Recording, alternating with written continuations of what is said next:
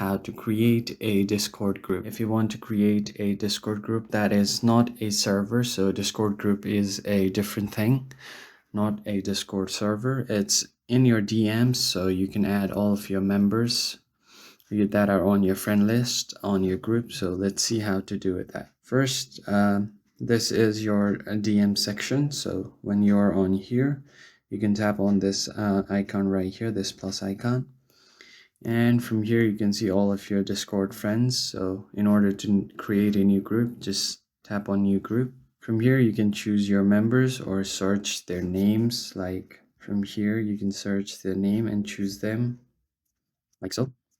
If you can add as many members as you want in your group, and after you have done that, simply tap on create and a new group has been formed. You can customize it by tapping right here on the group right here at the top and tap on this three dots to customize the group.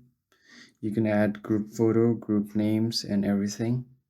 You can customize your chats as well, so you can add different kind of Discord bots on here to make it more useful. And if you want to add other members, just tap on add members and you can copy link, or you can add someone from your friend list from here as well.